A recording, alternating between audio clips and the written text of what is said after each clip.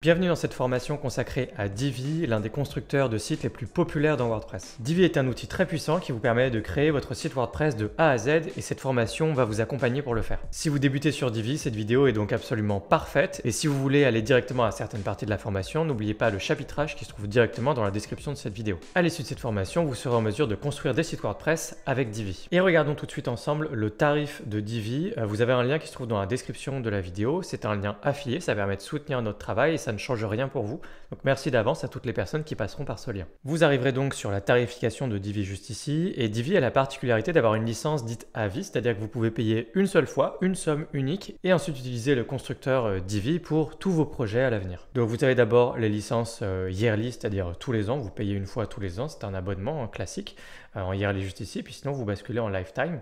Et donc vous avez le tarif ici de la licence Lifetime, vous pourrez l'utiliser sur tous vos projets, tous vos sites internet, vous payez juste cette somme-là maintenant. Donc vous êtes très nombreux à en profiter, je le vois passer régulièrement, c'est bien normal, mais sinon vous pouvez simplement partir sur une licence annuelle, auquel cas vous avez la somme de 89 $ à payer une fois par an, renouvelée tous les ans pour créer vos sites avec Divi. Et pour démarrer cette formation, il va vous falloir un hébergement et un nom de domaine sur WordPress. Vous pouvez sauter cette partie si vous y êtes déjà familier, si vous avez déjà un site prêt à accueillir Divi.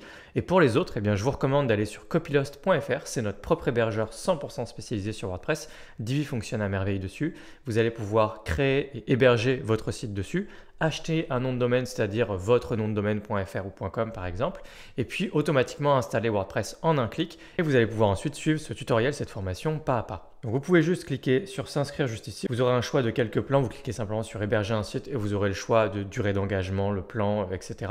Je vous laisse faire ça. Vous pouvez également choisir un nom de domaine. Vous verrez, ce sera dès la deuxième étape juste ici. Et puis nous, on se retrouve directement à l'intérieur. Donc je suis à l'intérieur. Vous avez déjà un site, vous avez déjà de l'hébergement. Mais si jamais je voulais vous montrer rapidement comment on peut créer un site WordPress en claquant des doigts super vite, super facilement dans Copylost, vous auriez juste à venir dans le menu site, cliquez sur nouveau. Moi, je vais créer un site test. Un site test veut simplement dire qu'il n'y a pas vraiment de nom de domaine. Vous n'avez pas besoin de nom de domaine, on vous en fournit un gratuitement, temporaire. Enfin, c'est un domaine de test en quelque sorte. Et c'est parfait pour pouvoir apprendre Divi. Donc, je vais cliquer sur créer un site de test. Je vais lui donner un nom tutoriel Divi, le cloud. J'en ai un par défaut. Vous en avez sans doute un par défaut. Et puis ensuite, on va faire un identifiant et un mot de passe. Je vais faire ça comme ça très rapidement. Vous avez d'autres fonctionnalités ici et puis plus généralement dans Copylost. Mais je vous invite à aller sur la chaîne YouTube dédiée à Copylost pour en apprendre plus sur cet hébergeur. On vous mettra un lien dans la description. Et je clique sur créer, ça va mettre quelques secondes à créer et j'aurai un site WordPress prêt à l'emploi. Le site vient d'être créé, alors vous aurez peut-être une apparence comme ça, juste en grid. Moi je préfère la vue en liste du coup. Et ensuite vous pouvez cliquer sur le bouton de connexion. Donc quand vous êtes là, vous cliquez juste ici sur connexion et ça vous emmène dans WordPress. Voilà, je suis connecté et à partir de là, on va pouvoir poursuivre cette formation en installant Divi. Ce que je vous propose de faire dans un premier temps, c'est de faire le ménage. Et donc on va supprimer tout ce qui n'a pas besoin d'être là et faire les premiers réglages importants. Donc juste ici, vous pouvez prendre l'article de blog qui est là et cliquer sur supprimer. Faites pareil si jamais vous avez des médias, si jamais vous avez des pages. Vous pouvez laisser les pages, ça servira pour la suite de la formation. Les extensions ne servent pas. Vous pouvez absolument tout supprimer ici également. Appliquer OK. Donc l'idée, c'est d'aller dans tous les menus et de faire le ménage. Et surtout au niveau des réglages, ce qui va être très important, c'est d'aller dans permalien juste ici et de sélectionner titre de la publication. Voilà, comme ça vous pouvez enregistrer les modifications et vous aurez des URL, des liens pour votre site qui sont formatés correctement. N'hésitez pas également à aller dans lecture et à cocher cette case, par exemple si c'est un site de test comme moi, comme ça vous ne vous posez pas la question d'indexer ce site sur les moteurs de recherche. Attention par contre, si c'est un vrai site à terme, il va falloir penser à décocher cette case, c'est très important. Donc je clique sur enregistrer et moi sur la page d'accueil affiche, je vais tout de suite sélectionner une page statique. Ça permet de sélectionner moi-même quelle page sera automatiquement affichée en page d'accueil sur mon site. Ça permettra de voir le résultat plus rapidement quand on travaille dans une page. Et de toute façon, c'est un réglage incontournable quand on démarre sur WordPress. Et je vais sélectionner la seule page que j'ai gardée là en l'occurrence dans mes pages qui s'appelle la page d'exemple, en anglais un sample page. Vous pouvez la renommer page d'accueil, ça n'a pas tellement d'importance ici. Enregistrer les modifications. Pour rappel, donc vous avez le lien en description qui vous permet de vous inscrire à Divi. Une fois que vous êtes abonné à Divi, vous êtes à l'intérieur de votre espace membre ici et vous allez pouvoir télécharger Divi. Il y a deux choses différentes. Alors on a le plugin Divi, donc le page builder, et puis Divi le thème. Alors quelle est la différence? Le thème Divi vous permet d'être dans un environnement 100% Divi avec un thème qui est pensé par Divi pour fonctionner parfaitement avec le page builder Divi. Et donc vous allez pouvoir profiter d'un certain nombre de fonctionnalités, d'intégration, de choses qui sont plus fluides ou mieux pensées pour Divi. Alors que vous pourriez aussi vouloir garder votre thème avec lequel vous avez l'habitude de travailler et mettre Divi à l'intérieur, ce qui pourrait aussi très bien fonctionner. Mais là, la compatibilité avec le builder Divi et le thème que vous avez et les problèmes que vous allez rencontrer, etc., ça dépend énormément, ça varie énormément d'un thème à un autre. Donc évidemment, Divi est populaire avec la plupart des thèmes très connus et incontournables de WordPress, mais par défaut, la plupart des utilisateurs de Divi préféreront travailler avec le thème Divi qui intègre automatiquement également le page builder Divi. Donc c'est ce qu'on va faire nous, et on va télécharger juste ici le thème Divi, on va juste installer ça et ça va automatiquement mettre Divi dans notre site. J'ai téléchargé ce thème Divi, je vais pouvoir aller dans Apparence thème, ajouter un thème, téléverser un thème juste ici, et là je vais chercher le thème Divi sur mon ordi. Je clique sur Installer maintenant, et au passage je vais tout de suite cliquer sur Activer, et on va en profiter pour faire le ménage, on n'a pas besoin de laisser les autres thèmes qu'on a aperçus. Donc d'abord, vous pouvez passer par petit détour pour activer votre licence évidemment, donc vous pouvez cliquer sur Connecter pour activer votre licence. Ma clé a été activée, donc là je vais pouvoir avoir les mises à jour, c'est important d'activer votre licence pour pouvoir avoir les mises à jour de Divi du thème. Donc ça c'est fait, et donc je retourne sur Apparence thème, et je vais pouvoir supprimer absolument tous les thèmes que vous trouvez ici. Donc à chaque fois que je prends un thème, je clique sur Supprimer, OK, et je fais pareil 4 fois. Alors, du coup, rendez-vous pour les premiers réglages dans Divi, tableau de bord. Donc là, vous avez un tableau de bord, il y a un certain nombre de présentations, une petite phase d'onboarding pour comment prendre en main Divi, des liens vers des tutoriels officiels également. Bon, souvent, ce sera en anglais, bien sûr, mais pas de problème puisque vous suivez déjà une formation. On va passer tout ça, on va aller directement dans Options du thème. Et ici, on va faire deux choses. La première chose, c'est que si vous avez un logo, et vous avez probablement un logo, vous allez pouvoir l'uploader juste ici dans le premier menu général. On a un logo et vous allez pouvoir ici sélectionner votre logo. Vous cliquez sur Mettre en ligne, vous allez chercher votre logo et vous le mettez sur votre site. Comme ça, il apparaîtra partout où vous avez besoin de votre logo, notamment dans votre header. Voilà, c'est fait. Définir comme logo. Ensuite, vous avez juste ici une palette de couleurs et cette palette de couleurs, vous allez la retrouver partout à travers Divi lorsque vous travaillez dans vos textes, dans la couleur de fond d'une section, d'une de vos pages, etc. Vous allez avoir systématiquement cette palette de couleurs à disposition. Cette palette va vous permettre de travailler de manière plus organisée, plus méthodique, plus professionnelle et donc je vous invite dès le début d'un projet à disposer vos couleurs, les couleurs de votre marque, les couleurs de votre site avec lesquelles vous avez décidé de travailler dans cette palette. Pour vous faire gagner du temps et sans rentrer dans les détails, vous pouvez vous rendre sur le site colors.co et cliquer juste ici sur Start the Generator. Alors moi je suis connecté en l'occurrence, j'ai un peu plus de fonctionnalités que vous, mais vous avez normalement accès à ça, c'est-à-dire un générateur de palette de couleurs. Et vous pouvez simplement cliquer sur la barre d'espace pour pouvoir générer régulièrement de nouvelles palettes. Et ensuite, il y a tout un tas de réglages qui permettent de changer les méthodes de génération de couleurs, etc. Mais on va juste cliquer un certain nombre de fois jusqu'à ce qu'une palette vous corresponde, vous satisfait. Et ensuite, vous allez pouvoir récupérer les couleurs juste ici. Vous avez le code couleur. Je peux juste cliquer sur le petit copy color. Et puis, on va intégrer ces couleurs dans ma palette de couleurs juste ici. Voilà, méthode simple, rapide, mais qui vous permet quand même d'avoir une palette de couleurs professionnelle. Donc, je vais prendre une première couleur, je vais la rentrer juste ici, toc, et je vais continuer comme ça. Je vais prendre la couleur suivante, je vais prendre cette couleur-là. Je vais pouvoir juste copier juste ici copy hex, le code, ce qu'on appelle un code hex pour la couleur. Hop, rentrer, et je continue avec toutes les couleurs. Voilà, j'ai commencé à rentrer ma palette de couleurs. On va également garder un blanc sur la palette de couleurs. Donc je garde un blanc et puis je vais garder également un noir. Donc j'ai récupéré ma première couleur, je vais faire vite. Il y a d'autres méthodes avec Colors qui peuvent être intéressantes, mais on ne va pas s'attarder dessus aujourd'hui. Donc je vais mettre ma couleur juste ici et je vais aller de moi-même juste descendre un petit peu par là et aller vers quelque chose de noir, mais avec une très légère teinte qui rappelle la petite couleur primaire qu'on a choisie juste ici. Et enfin, j'ai repris cette couleur-là que j'ai remis à la fin et on va virer plutôt vers quelque chose de blanc mais avec une très légère teinte aussi, plus dans l'autre sens. Voilà, ça me fait une palette de couleurs avec laquelle travailler où on a défini une palette quand même assez pro et derrière on a des déclinaisons notamment de blanc, de noir, etc. Il y a vraiment des méthodologies entières pour choisir ces couleurs et pour faire ça bien, mais ce sera l'objet de d'autres vidéos. Donc j'ai mon logo, j'ai ma palette de couleurs, vous pouvez à tout moment cliquer en bas sur sauvegarder les changements. Entre temps, vous avez ici un certain nombre de réglages, on va laisser tout ça par défaut, mais par contre, vous noterez que vous avez les URL de profil, c'est-à-dire Facebook, X, Instagram. Vous pouvez mettre vos liens de réseaux sociaux ici et ça peut servir à divers endroits du thème Divi. Donc si jamais vous avez des réseaux sociaux liés à votre projet, n'hésitez pas à les glisser ici dès maintenant. Ensuite, pour activer le thème Divi, eh bien rendez-vous dans l'une de vos pages. Donc vous pouvez le faire directement depuis la vue, ce qu'on appelle front-end, c'est-à-dire côté visiteur ici. Si vous êtes sur une page, vous avez ici activer le Visual Builder, c'est-à-dire aller dans Divi. Vous avez la même chose chose à partir de toutes vos pages. Vous allez pouvoir activer Divi sur n'importe laquelle de vos pages. Vous cliquez sur éditer avec Divi.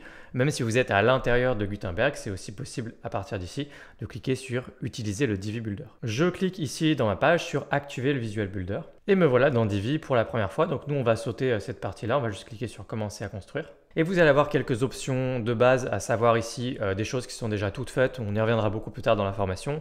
Ici, accéder au Divi Builder normalement. Et puis ensuite, construire également avec l'IA. Donc Divi propose également Divi AI qui vous permet de construire des pages plus rapidement. Donc je vais cliquer sur la première option puisque c'est évidemment comme ça qu'on va pouvoir apprendre à utiliser Divi. Et voilà, vous êtes pour la première fois dans Divi. Ce sont donc vos premiers pas dans Divi Builder. Alors sachez que Divi Builder est très visuel. On a des choses qui flottent un petit peu comme ça avec des menus. Quand on se balade avec la souris, il y a plein de choses qui apparaissent un petit peu partout. Ça bouge. Vous cliquez à l'intérieur d'une petite roue crantée sur ce qu'on appelle un module. Un module, c'est des petits morceaux de votre page. C'est un texte, un titre, une image, un bouton, etc. Et vous avez un petit menu qui flotte ici avec tous les réglages de ce module. Donc on est sur quelque chose qui est très visuel. Divi, c'est vraiment tout l'univers Divi. Et ça peut surprendre la première fois si jamais vous venez d'un autre écosystème comme Elementor ou Gutenberg. Il y a un petit temps d'adaptation évidemment et ça représente autant une force qu'une faiblesse selon votre personnalité et votre adhérence à l'univers Divi. Alors je vais fermer ce petit module juste ici comme ça. Vous allez pouvoir voir un petit peu les différentes parties de votre page en survolant avec la souris comme ça. Par défaut, on a systématiquement une section. On le voit ici avec le petit liseré bleu, on a un code couleur bleu avec une section qui est une partie de votre page, une page étant divisée en X sections. Donc là, on aurait la première partie quand on arrive sur notre page, à l'intérieur de quoi on se retrouve avec des rangées, c'est comme ça que ça a été traduit en français. Vous avez le code couleur vert juste ici, donc une rangée est toujours à l'intérieur d'une section et ça permet de créer des subdivisions pour ensuite dire ma section est en 1, 2, 3 colonnes ou d'autres dispositions, vous allez voir. Mais il y a toujours cette disposition section, ensuite rangée, et à l'intérieur des rangées, vous avez des modules, et les modules, c'est tous les éléments de votre page, tous les widgets, tous les blocs dans Gutenberg, tous les éléments d'Elementor, bref, tous les petits morceaux de page. Quand vous allez construire votre page au fur et à mesure, c'est tout ce que vous allez pouvoir mettre à l'intérieur. Vous avez remarqué qu'il y a des petits plus un petit peu partout. Les petits plus vont vous permettre d'ajouter de nouveaux modules. Donc les modules, c'est ce que je viens de décrire à l'instant. Si vous parcourez un petit peu tout ça, vous voyez qu'il y a beaucoup de choses. Images, icônes, formulaires, compte à rebours, compteur, texte, code, etc. Vous pouvez faire la même chose également en cliquant sur plus juste dessous au niveau d'une rangée. Donc rappelez-vous, le vert, c'est pour les rangées. On est à l'intérieur d'une section. Rassurez-vous, dans un instant, je vais vous montrer comment vous y retrouver davantage dans tout ça. Mais du coup, vous pouvez ajouter une nouvelle ligne. On est toujours à l'intérieur de ma section ici. Donc ça me permet dans une seule section d'avoir plein de parties, sous-parties. Tout ça dans une seule unité, enfin une seule section. Et donc là, je peux ajouter par exemple 2 colonnes. Et juste dessous, je vais me retrouver avec une nouvelle ligne. Donc là, on voit qu'il y a la ligne ici, la rangée, avec une seule colonne. Et j'ai un grand texte à l'intérieur. Et puis ensuite, dessous, j'ai une autre ligne qui est cette fois divisée en 2 colonnes. C'est plus parlant de parler de colonnes. Et donc dans ces colonnes, eh bien, je peux mettre des modules à gauche puis à droite. Et donc vous voyez bien comment vous allez pouvoir construire une page sur WordPress avec du contenu à gauche, à droite.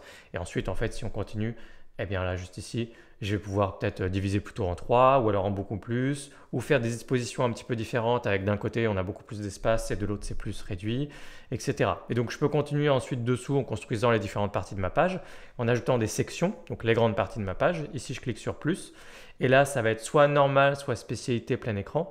Alors par défaut c'est simplement normal. Ensuite ça m'ajoute la possibilité d'ajouter donc une rangée. Je vais sélectionner ça par exemple.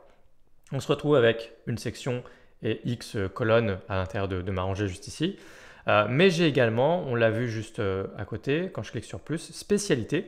Si je clique dessus, ça me donne d'autres dispositions qui sont un petit peu plus sophistiquées. On voit que ça permet de faire d'autres choses, comme tout ce qu'on aperçoit juste ici. Et donc évidemment, quand vous allez construire vos pages dans Divi, vous allez pouvoir simplement partir de ces choses qui sont déjà toutes faites, différentes portions de pages qui sont déjà créées. Ensuite, pour tous les éléments qui flottent systématiquement, la logique sera la même dans Divi, que ce soit un module, juste ici une ligne ou encore une section. Dans tous les cas, vous avez les roues crantées qui apparaissent systématiquement et quand vous cliquez dessus, vous allez avoir la possibilité de faire des modifications par rapport à l'élément sélectionné. Donc je vais pouvoir redimensionner un peu comme je veux ici pour bosser. Et j'ai toujours 3 onglets, contenu, style et avancé. Dans contenu, j'ai la possibilité de modifier le contenu à proprement parler. Donc c'est évidemment dépendant du contexte. Si je sélectionne un texte, je peux modifier le texte. Si je sélectionne une ligne, le contenu, ça va être finalement le nombre de colonnes qu'on trouve à l'intérieur. Donc là, vous voyez que j'ai la structure, je peux changer la structure, etc. On va revenir sur tout ça petit à petit. Ensuite, j'ai les différentes colonnes. Je peux cliquer dessus d'ailleurs et avoir des réglages aussi colonne par colonne. Et puis, si jamais je clique sur la roue crantée d'une section, j'ai encore d'autres réglages qui sont liés à la section. Donc ensuite, module par module, évidemment, les réglages qu'on trouvera à l'intérieur du module seront complètement différents. Tout en retrouvant systématiquement une grosse poignée de réglages qui sont un petit peu toujours les mêmes, de possibilités de capacités qui sont toujours les mêmes sur tous les modules. Ensuite, en parallèle de tout ça, juste dessous, j'ai mon menu flottant qu'on trouve juste comme ça. Je peux l'ouvrir ou le fermer pour être plus ou moins concentré dans mon travail. Quand vous êtes en train de travailler dans votre page, à tout moment, vous pouvez sauvegarder votre travail en bas à droite en cliquant sur sauvegarder. Vous avez un certain nombre de réglages dans ce petit menu flottant qu'on parcourra ensemble un petit peu plus tard. Et puis, vous pouvez également personnaliser un petit peu Divi Builder au niveau de l'interface. Alors déjà, quand on clique sur la petite roue crantée, systématiquement, ça pourrait être uniquement accroché à gauche ou docké à gauche, c'est-à-dire que je peux cliquer juste ici sur cette icône-là et ça pourrait être juste tout le temps visible comme ça. C'est-à-dire que là, si je ferme et que je rouvre un élément, ça va être docké comme ça tout le temps à gauche. Si vous préférez travailler avec les choses qui sont accrochées à gauche plutôt que d'avoir une espèce de panneau flottant tout le temps, vous pouvez travailler comme ça. Également, ici, le menu flottant, je peux également le déplacer. Je peux le mettre par exemple à droite, je peux le mettre à gauche, je peux le mettre dans un coin. Je pense que généralement, on ne fait pas ça. Hein. La plupart des créateurs laissent le menu en bas, mais je vous montre juste quelques éléments de personnalisation de votre expérience sur Divi. Et enfin, à tout moment, vous pouvez cliquer juste en haut à droite sur quitter le Visual Builder. Là, si jamais vous n'aviez pas enregistré, vous avez l'occasion de le faire ou de rejeter et quitter. J'ai cliqué sur sauvegarder et quitter. On quitte automatiquement le Visual Builder et là, je me retrouve à nouveau sur mon site WordPress comme si de rien n'était, hein, tout est normal. Je me balade sur mon site, en back-office, en front et donc, quelle que soit la page sur laquelle je suis, je peux à tout moment retourner sur le Visual Builder dans Divi. Avant de plonger dans les réglages des modules, des rangées, etc., on va découvrir quels outils on a à notre disposition pour mieux s'y retrouver au niveau de la structure de notre page, où est-ce qu'il y a où, quoi, comment, etc. Il y a deux choses qui nous intéressent. Je vais rouvrir le menu juste ici. La première, ça va être ici la vue en couches, donc en layers. En anglais, ce serait layers. Juste ici, vous avez la possibilité de voir un petit peu ce qui se passe sur votre page et ça vous emmène automatiquement au bon endroit. Donc, si je clique sur cette section, ça m'amène sur cette section. Si je clique sur cette autre section, ça m'amène sur celle-ci. Je peux dérouler et voir comment est construite ma page. Donc, je vois que j'ai une section dans laquelle il y a une ligne dans laquelle j'ai les différentes colonnes. Si jamais j'ai toute une page de construite, du coup, c'est très pratique puisque ça va me permettre de pouvoir naviguer directement aux différentes parties de ma page et donc de m'y retrouver comme ça. Donc, je peux tout dérouler ou tout renrouler. J'ai d'ailleurs l'option ici pour tout ouvrir ou tout fermer d'un coup. Et ça me permet de voir la structure de ma page. Parfois, très régulièrement, vous allez travailler avec ce panneau des couches de votre page et ça va être extrêmement pratique. Mais on n'a pas que cet outil-là. Je vais le fermer. Et on a également juste ici en bas la vue, l'affichage, ils ont appelé ça l'affichage filaire, qui est une vue très différente. Je vais cliquer dessus maintenant. Et c'est une vue qui est également très pratique, qui va vous permettre de vous y retrouver dans votre page. C'est-à-dire que si à un moment vous êtes un petit peu perdu sur qu'est-ce qu'il y a, quoi, comment, vous cliquez rapidement sur cette vue-là. Et cette vue filaire vous permet en fait d'avoir une sorte de vue un peu back-office comme ça, avec les différentes structures de votre page. Donc on a effectivement une section dans laquelle j'ai une rangée, deux rangées. Ensuite, quand je déroule dans une rangée, là, on voit qu'il y a un texte et dans celle du dessous, j'ai rien du tout. J'ai juste l'opportunité de mettre des modules à gauche et à droite, donc du contenu à gauche et à droite. On se rappelle qu'effectivement, j'avais ajouté tout à l'heure une ligne qui me permettait d'ajouter du contenu à gauche et à droite.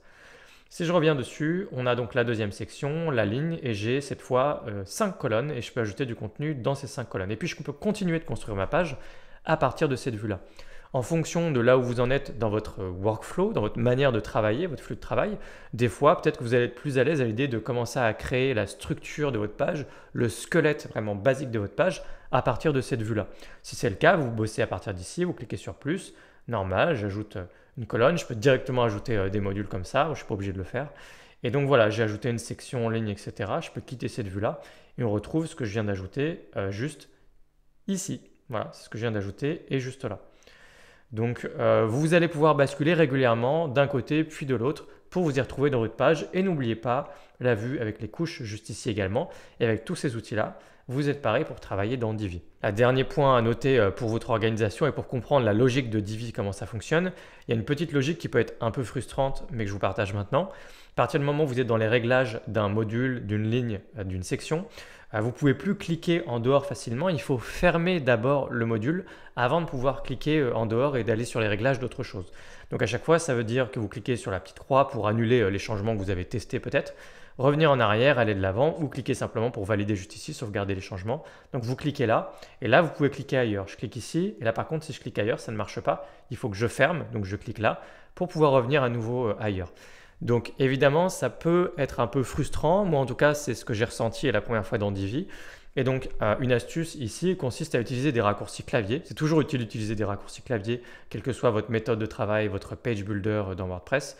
Ici, en fait, quand vous cliquez sur Escape, ça vous permet automatiquement de sortir des réglages du module. Ce qui veut dire qu'à tout moment, je me balade quelque part, je clique sur Escape, je me balade juste ici sur les réglages de mon texte, hop, je suis en train de faire des modifications, on va dire que je fais des modifications, je fais plein de choses, voilà, hop, Escape, ça va beaucoup plus vite. Donc la touche Escape est très pratique. Et je voulais vous en parler relativement tôt dans ce cours. On termine par toutes les actions rapides qu'on a ici. Donc vous avez la possibilité de déplacer les choses, hein. C'est plus ou moins évident, mais là ça reste relativement fluide. Plus vous avez une page assez lourde avec beaucoup de sections, beaucoup de modules, et moins ce sera fluide. Mais sinon, de base, ça fonctionne bien. Vous pouvez prendre les choses et les redispatcher, les mettre en haut, en bas, etc. Bref, je peux les déplacer en fait complètement.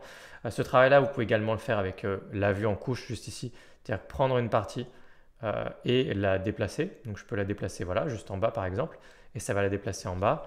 Et je reviens en arrière, moi sur PC en l'occurrence, un CTRL-Z suffit. Ensuite, les réglages avec la roue crantée, là on va passer pas mal de temps. Vous pouvez dupliquer à tout moment votre travail en cliquant sur le petit dupliquer juste ici.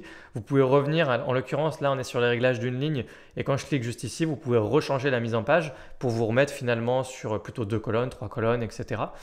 Juste ici, vous avez la possibilité d'enregistrer votre travail dans une bibliothèque. Cette bibliothèque vous permet en fait d'avoir des éléments qui sont déjà enregistrés, tout fait d'avance, et vous pouvez les utiliser, les réutiliser, etc. Donc ça peut vous faire gagner pas mal de temps, et ça peut être une habitude à prendre.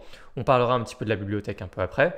Une corbeille pour supprimer votre travail évidemment, et les 3 petits points dans lesquels il y a tout un tas de réglages, et on va passer à côté de 90% de ces réglages dans cette formation, puisque cette formation est là vraiment pour débuter dans Divi, et là on est sur des choses qui sont généralement un peu plus avancées, mais on va voir quand même 10-15% de ce qu'on trouve ici au fur et à mesure de la formation. Voyons maintenant notre premier module avec le module de texte juste ici. Donc je clique sur la petite roue crantée, excusez-moi. Du coup, pour bien comprendre ce qui se passe, je vais le faire de zéro, donc je vais cliquer sur plus. Je vais commencer à faire une recherche et on a donc bel et bien un module texte, hein. Donc ça va être le premier module qu'on va prendre en main évidemment, c'est le plus simple. Donc ça ajoute du texte et la possibilité de mettre du texte dans votre page. Donc je vais me retrouver avec les réglages qui sont à gauche. Moi je vais laisser le module docké à gauche comme ça, j'ai une petite préférence pour ça. Mais si jamais vous voulez l'enlever, vous pouvez cliquer juste ici sur le bouton ou simplement le refaire à la main. Je peux le faire à la main comme ça, l'enlever, voilà, ça marche dans les deux cas. Vous pouvez vous mettre en plein écran juste ici, enfin en plein écran entre guillemets, pour avoir un peu plus de place, notamment si vous êtes en train de faire de la rédaction, ça peut être utile. Ou je vais revenir ici sur diminuer le modal et puis donc je vais me redocker. Donc on a le premier volet contenu juste ici dans lequel on a nos premiers réglages. Donc là le réglage de texte, ça va nous permettre de modifier le texte évidemment. On a un petit éditeur HTML au passage pour faire un petit peu de formatage, souligner, barrer, mettre une liste à puces, liste numérotée, etc. Dessous, on va retrouver des menus qui sont communs à beaucoup de modules. Donc on a un premier menu lien qui va permettre de mettre un lien sur l'ensemble du module, c'est-à-dire que tout est cliquable, hein, tout a un lien. Donc là en l'occurrence, si c'est un texte, eh bien, partout où je passe la souris au survol du texte, il y a un lien avec le comportement de ce lien juste ici. On a ensuite fond qui permet de mettre par exemple une couleur de fond, mais vous allez voir qu'il y a beaucoup de choses dans Divi. Donc dans l'ordre, on peut mettre une couleur de fond, on peut mettre un dégradé de fond, on peut mettre une image de fond, une vidéo de fond, des motifs de fond. Donc il y a des petites fonctionnalités de motifs dans Divi qui sont sympathiques et des fonctionnalités de masque. Si je reviens sur la couleur, ici vous trouvez juste dessous une palette de couleurs, la fameuse palette qu'on a réglée au début. Et donc cette palette de couleurs, vous allez pouvoir travailler à partir de ça. Donc là, je vais mettre une couleur de fond juste ici par exemple. Et maintenant, l'intérêt de cette palette de couleurs, c'est que si jamais je retourne dans la palette de couleurs, dans les réglages de mon thème Divi, et que je change des couleurs, la couleur que j'ai changée va changer absolument partout où j'ai fait le lien avec la palette comme je viens de le faire à l'instant. Ce qui veut dire que c'est un énorme gain de temps en termes de productivité. Donc, bosser à partir de la palette de couleurs ici, sinon évidemment je peux commencer à aller choper mes propres couleurs moi-même, mais évidemment la palette de couleurs est là pour ça. Voilà, donc ici pour le fond, et puis enfin l'étiquette admin qu'on verra un petit peu plus tard. Si on continue, on a ensuite style, et donc là, ici aussi, il va y avoir des réglages qui dépendent du contexte. Donc là, on se rappelle qu'on est sur un texte, donc on a plein de réglages pour faire du formatage, pour aligner à gauche-droite, pour changer la police. Ici, on a écrit texte lumière tamisée. Vous voyez qu'en fait, il s'agit de la graisse, l'épaisseur de caractère. On va faire un petit point également par rapport aux traductions dans Divi. Vous voyez qu'ici, c'était écrit texte lumière tamisée. Ça n'a virtuellement aucun sens par rapport aux réglages qu'il y avait à l'intérieur. Et ça, malheureusement, ça fait partie des défauts de Divi pour les utilisateurs français. Il y a une très mauvaise traduction, ça veut dire que la plupart du temps, ça va, et vous allez vous en sortir, mais il existe quelques réglages par-ci par-là où ça n'a aucun sens par rapport aux réglages, par rapport à ce que c'est supposé faire. C'est-à-dire que c'est une très mauvaise traduction, et ça, c'est un peu frustrant dans l'expérience de Divi, donc il faut le garder à l'esprit. Très mauvaise traduction en français, vous n'aurez pas ce problème-là évidemment si vous utilisez Divi en anglais, mais ce ne sera pas le cas pour la plupart d'entre vous. Donc ici, forcément, texte, lumière, tamisé, je ne sais pas ce qui s'est passé, j'y ai pas réfléchi, mais dans tous les cas, ça n'a rien à voir avec le réglage qu'on a. Donc voilà, méfiez-vous de ça et surveillez à chaque fois ce qui est écrit. Et le mieux à faire, c'est évidemment d'avoir de l'expérience par rapport au builder et de savoir ce que ça fait, de tester un petit peu tout. Donc on a des réglages de style ici pour mettre en capital, etc. Donc tout ça, bon, c'est assez explicite, j'ai pas besoin de revenir dessus. La couleur du texte également, donc là c'est pas la couleur de fond, c'est la couleur du texte, vraiment. Vous pouvez systématiquement revenir en arrière avec la petite flèche qui se trouve juste ici. On a la taille du texte, l'espacement des lettres, la hauteur de la ligne, etc. Donc je vais revenir en arrière aussi de ce que je viens de faire. Mais il y a tous les réglages qui concernent ici du texte. Rien de très compliqué. Il y a des petits pré-réglages également en termes d'ombre qui sont parfois très bien pensés, notamment donc ici pour les ombres, et puis il y a d'autres pré-réglages ailleurs dans Divi. Ensuite on continue, donc il y a plein d'autres réglages juste ici, par exemple texte sous-titre, dimensionnement juste ici, ça va être des réglages. On va en parler un petit peu après, mais vous n'aurez pas forcément beaucoup à utiliser ce type de réglage sur un certain nombre de modules, par exemple un module texte. Ce sont des réglages qui sont évidemment très utiles, mais qui demandent un petit peu plus d'expérience sur un page builder et la construction d'une page pour pouvoir comprendre un peu les tenants et aboutissants de comment utiliser les réglages de hauteur, largeur, largeur max, hauteur max, minimum, etc. Ce genre de choses, y compris pas seulement dans des sections ou des colonnes, mais également dans les modules. Donc du coup, on va moins en parler pour ce qui est des modules, mais ça reste évidemment des réglages qui sont très importants, notamment ici les réglages hauteur, hauteur minimum. Quand on est à l'intérieur d'une section, vous imaginez bien que ces réglages sont très utiles puisqu'ils permettent de déterminer la hauteur de ma section par exemple. Voilà. Alors que la hauteur pour un texte, évidemment, de prime abord, ça semble moins utile. Donc on va passer, on a ensuite les réglages d'espacement. Je vous propose de revenir juste après sur l'espacement, on va y dédier une partie entière, enfin on va s'attarder un peu plus dessus dans cette formation. Je passe rapidement pour l'instant. On a ici les réglages de bordure, donc ça va permettre de mettre une bordure, de décider s'il y a des arrondis de bordure, etc. Donc là si je commence à mettre des valeurs ici, on voit que par exemple je crée un arrondi de bordure, alors je vais faire quelque chose d'un peu plus subtil. Voilà, pour arrondir légèrement. On peut également délier les valeurs et auquel cas je peux mettre des valeurs spécifiques au bas, gauche, droite. Et il suffit de recliquer ici pour pouvoir relier les valeurs. Donc là, la petite notion juste ici de cadenas, c'est une notion que vous retrouvez un peu partout à travers Divi et puis également d'autres builders sur WordPress pour lier ou délier les choses. Donc ça veut dire que vous voulez la même valeur partout, au contraire vous voulez des valeurs différentes aux différents paramètres. Donc ensuite les bordures. Là, on peut mettre une bordure uniquement en haut, à gauche, etc.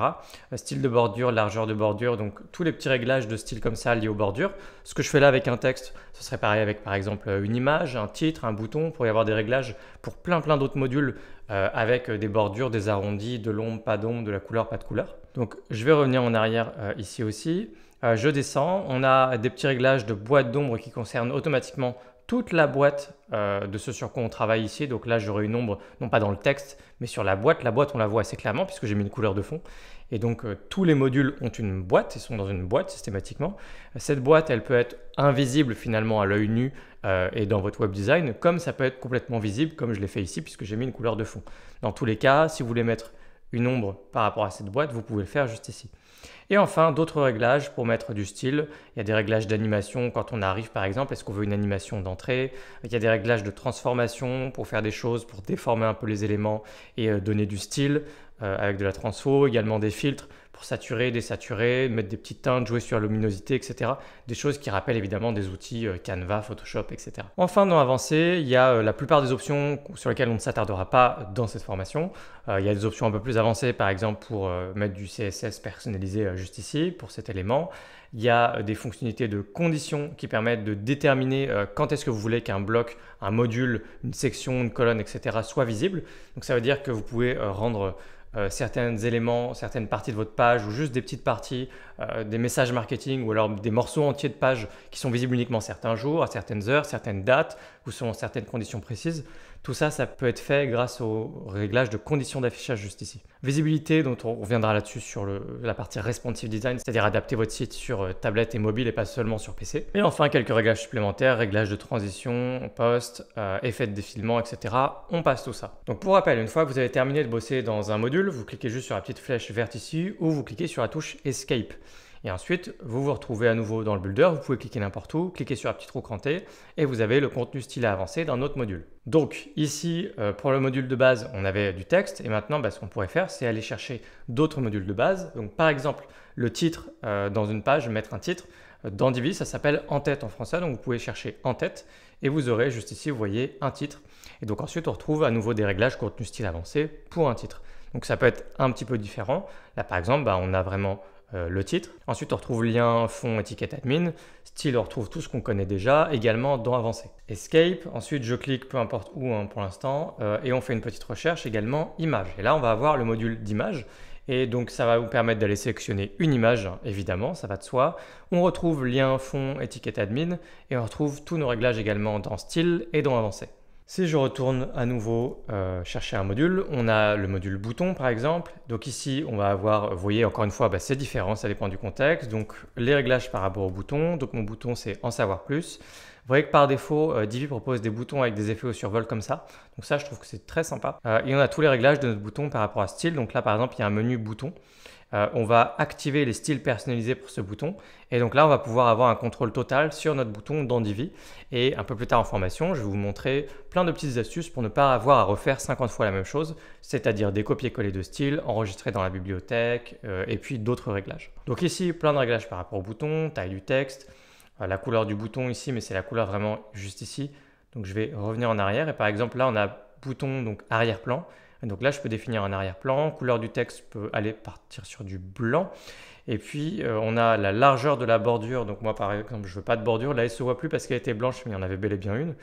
Ou encore les arrondis juste ici. Donc là, vous voyez que c'est écrit rayon des frontières, mais ça veut dire en anglais, c'est border radius. Et c'est tout simplement les arrondis. Donc, par exemple, si je mets 10 pixels, on aura 10 pixels partout, au bas, gauche, droite, juste ici. Voilà. Et ça nous fait un magnifique bouton avec un très joli comportement. Vous avez dessous des réglages par rapport à l'icône qui apparaît juste ici, réglages de couleur de l'icône spécifiquement, l'emplacement de cette icône et puis également si vous ne voulez pas spécialement l'effet et que vous voulez une icône tout le temps visible par exemple, ou pas d'icône, vous pouvez aussi enlever l'icône mais sinon vous pouvez décocher cette case pour ne plus avoir l'effet, sinon ça sera un effet comme ça. Voilà, donc vous comprenez maintenant le fonctionnement de base de Divi. Je voulais vous montrer plusieurs modules de base pour cerner un petit peu le fonctionnement général.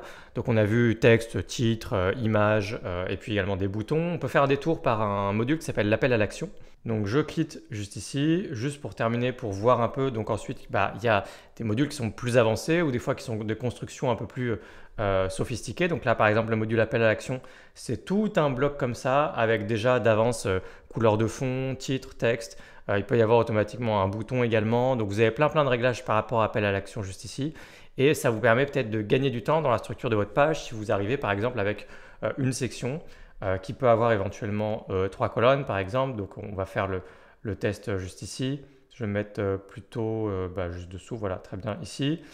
Normal, et puis on va avoir par exemple 3 lignes et ensuite on met à chaque fois un appel à l'action, hop, et puis ensuite juste ici ce appel à l'action, je peux faire un copier, coller et coller.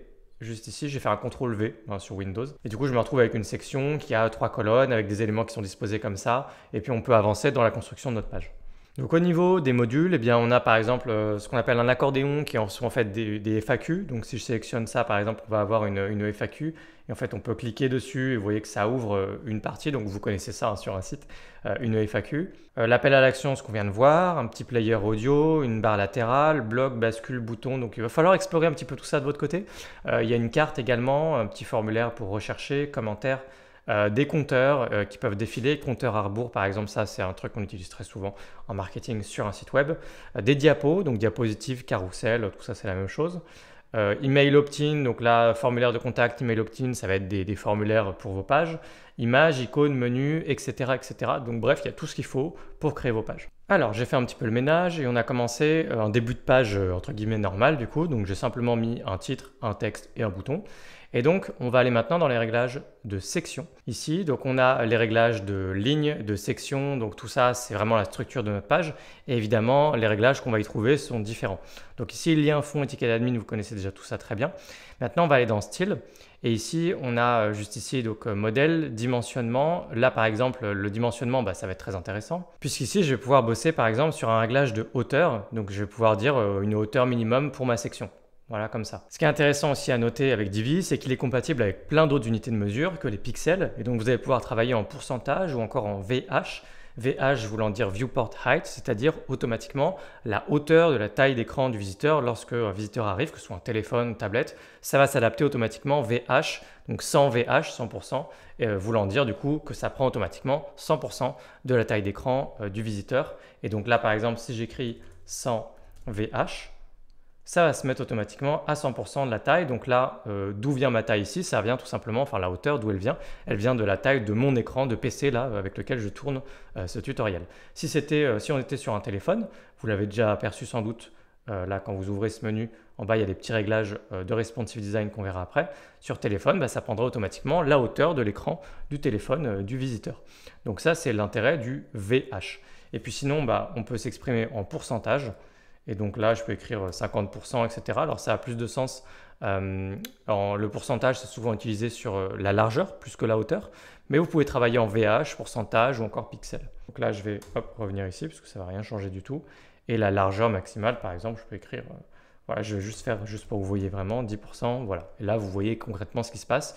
10%, le pourcentage étant une unité de mesure qui est relative. Ça va être par rapport à la largeur de l'élément parent. Donc, si on parle d'un élément qui est à l'intérieur d'un conteneur, à l'intérieur d'une boîte ou d'une section, bah, ça va être le pourcentage de ça, de la place que lui, il a à la base. Là, en l'occurrence, c'est juste la section dans ma page. Donc, l'élément parent de cette section, bah, c'est ma page. Donc, c'est là, du coup, c'est 10% de la largeur de mon écran. Et évidemment, le plus courant, et surtout quand on débute, pour comprendre souvent, c'est tout simplement de s'exprimer en pixels, de faire le travail en pixels. Mais c'est pas forcément toujours le plus intéressant d'un point de vue responsive design et adaptabilité de notre site. Ensuite, je descends et je vais avoir des réglages de séparateur ici. Donc, c'est un réglage qui est intéressant puisque ça va permettre de rajouter des petites formes de séparation. Donc, ce que je vous propose de faire, c'est juste de mettre une couleur de fond pour juste bien comprendre ce qui se passe. Ici, je vais le faire avec, par exemple, la petite couleur juste ici, ou une couleur qu'on voit vraiment bien, par exemple celle-ci, voilà, très bien. Et donc, on va retourner dans style séparateur. On va se mettre en bas parce que là, si on voulait à tout hasard mettre une forme de séparation, ce serait en bas, hein, clairement. Et on va pouvoir choisir une forme qui va permettre de créer un flow particulier dans la page avec certaines formes de séparation, comme son nom l'indique, entre les différentes sections. Donc ça dépend vraiment de ce que dégage votre site. C'est parfois une très mauvaise idée et parfois une très bonne idée. Donc je vais mettre par exemple ça. Et vous voyez que du coup, ça crée ce que j'appelle un flow, c'est-à-dire qu'on ne va pas juste empiler les sections les unes sur les autres et les emboîter de manière assez basique. On va créer vraiment de jolies transitions un peu plus fluides entre les sections. Donc parfois, c'est une très bonne idée. Là, par exemple, une transition comme ça sur un site un petit peu artistique, ça peut être assez sympa. Par contre, sur un site vraiment sérieux et sur la majorité des sites en réalité, pour une transition comme ça, c'est probablement pas une bonne idée. Donc à utiliser avec parcimonie ce genre de réglage. Vous avez plein de réglages ensuite par rapport à ces formes de séparation que vous retrouverez juste dessous. C'est pas très compliqué à maîtriser.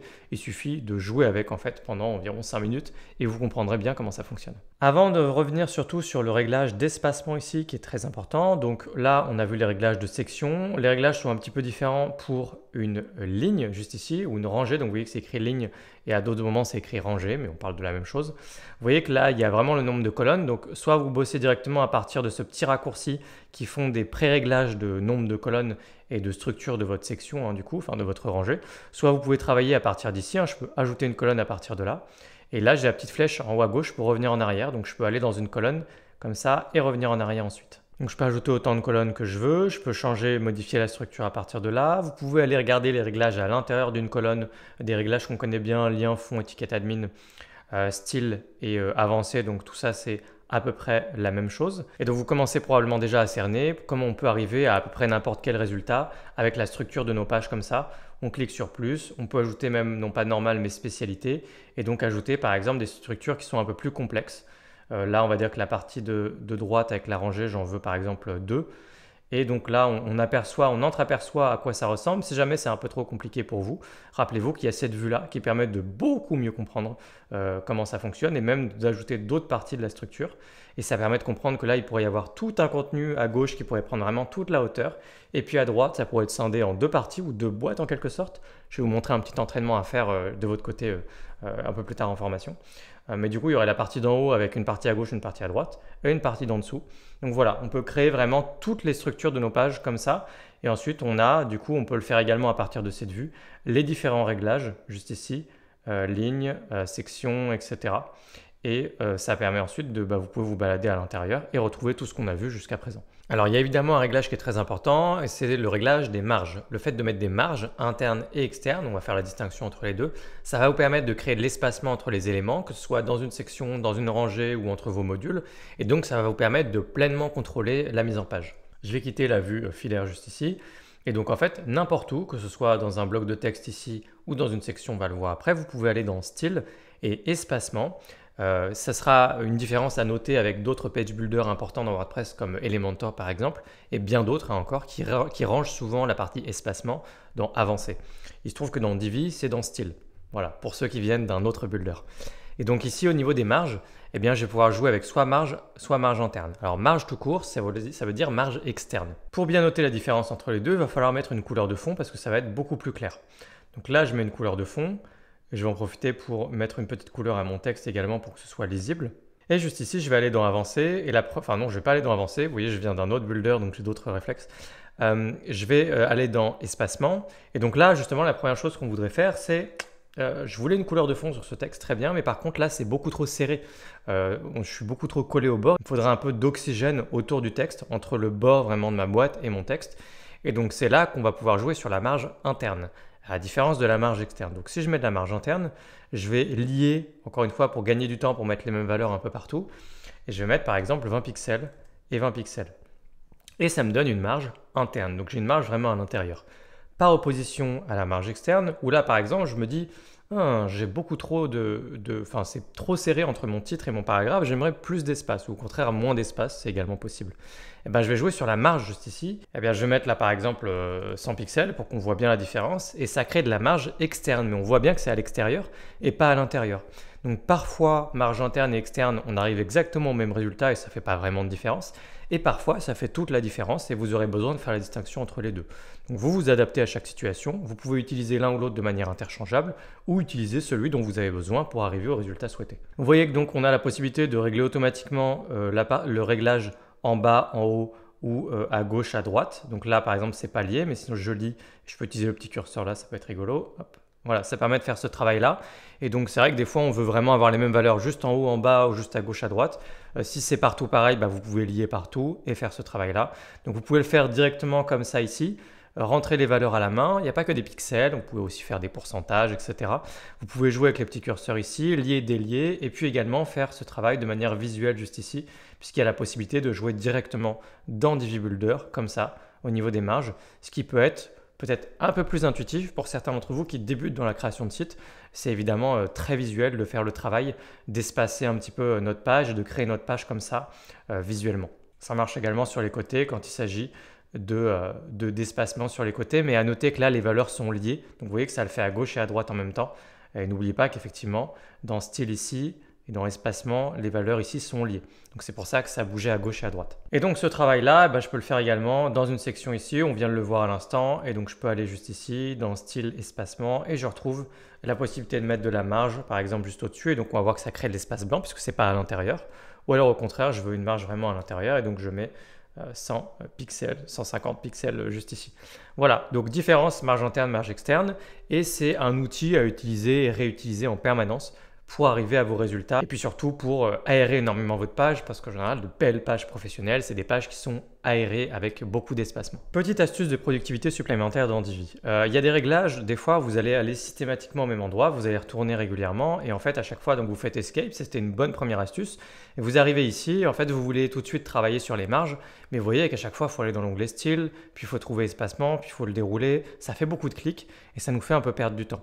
Alors pour ça je vous propose d'utiliser les filtres juste ici ou option de recherche et de taper le nom du réglage que vous cherchez et vous allez voir que ça va vous faire gagner énormément de temps. Donc là je sais que ce sont les marges et ça me fait popper les marges directement. Donc maintenant je vous montre comment je bosse. Hop, je fais escape.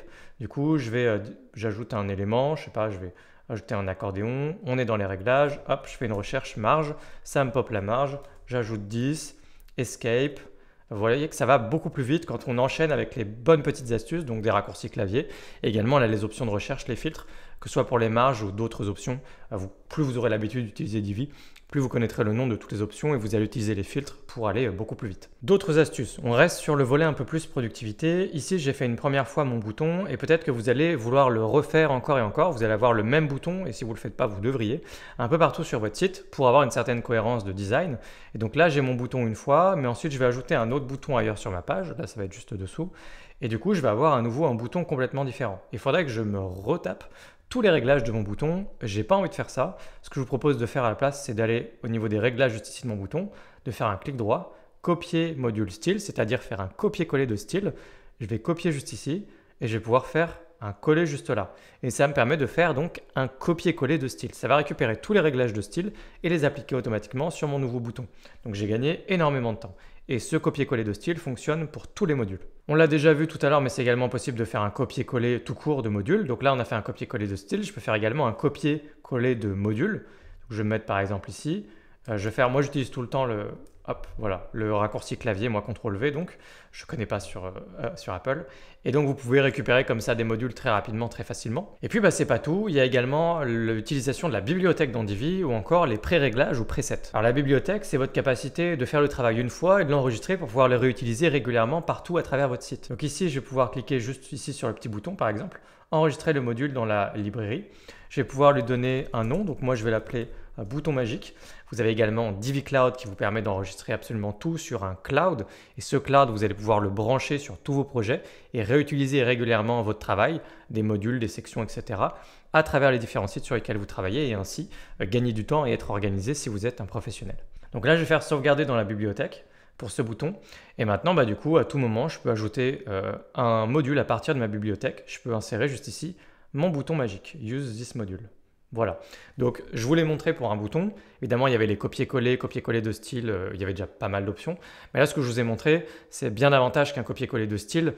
C'est qu'en fait, vous pouvez enregistrer n'importe quoi dans la bibliothèque. Ça veut dire que là, imaginons que j'ai bossé sur toute ma section et qu'elle me convient, je peux enregistrer toute cette section dans la bibliothèque. Donc tout ce que je viens de faire là, tout ce qui est à l'intérieur, je l'enregistre et je peux le réutiliser ailleurs.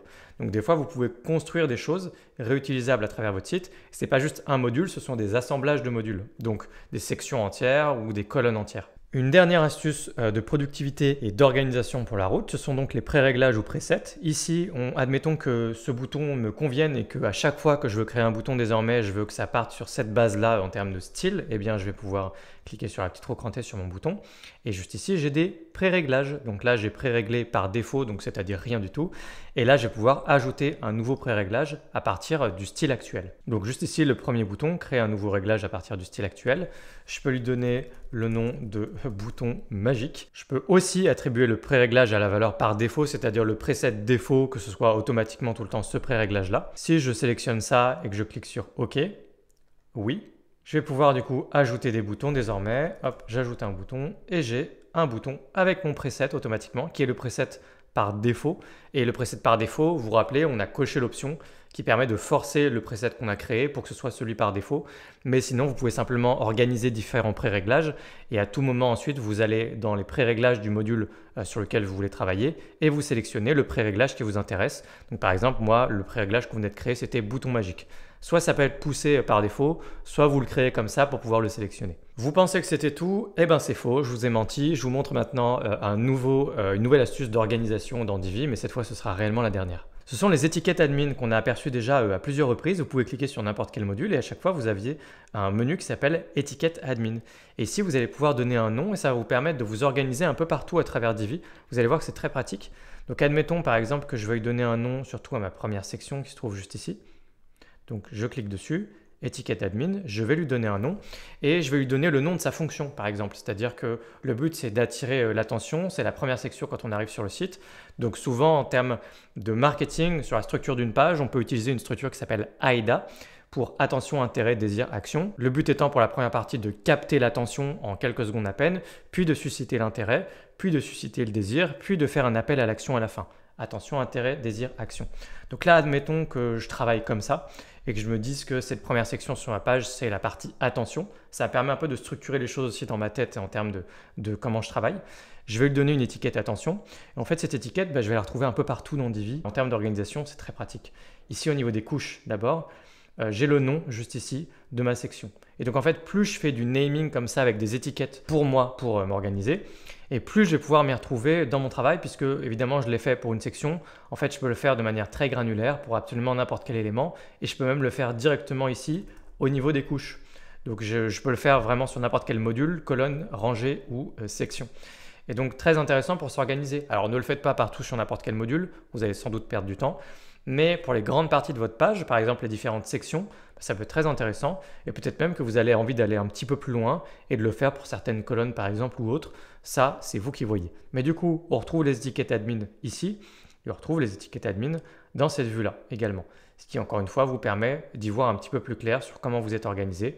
Donc, il y a d'abord ma première partie attention. Et si je déroule, vous pouvez donner un nom. Je peux également renommer à partir d'ici, à m'arranger, puis mes différents modules. Bref, avoir une construction super logique et penser en amont de mon travail ici directement dans Divi avec les couches et la vue filaire pour ensuite s'attaquer à la partie un peu plus design. Parlons maintenant des réglages qu'on a au niveau du menu flottant juste en bas ici. On va faire un petit peu le tour, donc pour rappel, on ouvre et on le ferme comme ça. Et si on le prend dans l'ordre en partant de la droite, on peut sauvegarder notre travail, nos pages. Ici, on est plus sur un Help Center. Là, on a la vue en couche qu'on a déjà vue ensemble. Et puis, on a un Finder juste ici. Le Finder étant une petite fenêtre comme ça, vous allez pouvoir faire une recherche et essayer d'accéder rapidement à certaines parties de Divi. Et le but, là aussi, c'est de gagner du temps. C'est encore une fois un outil de productivité. Ça vous fait des petits raccourcis pour aller très très vite à différents endroits de votre site. Je ne vais pas m'attarder dessus maintenant. On a déjà vu pas mal de choses en matière de productivité dans Divi. Mais n'hésitez pas à expérimenter le Finder. Là aussi, ça peut être une nouvelle habitude de travail. On a ensuite la portabilité juste ici qui va vous permettre d'exporter ou d'importer votre travail. Donc, vous pouvez faire toute une page et l'exporter. Vous pouvez à l'inverse importer des choses que vous trouvez sur Internet, des choses que vous trouvez sur le blog Divi ou des fois on vous donne des pages qui sont toutes faites par exemple, ou peut-être avec un créateur comme moi qui vous donnerait des choses qui sont toutes faites également que vous pouvez importer. Bref, ça peut servir dans plein de cas, mais évidemment l'import-export, c'est un outil qui est très pratique.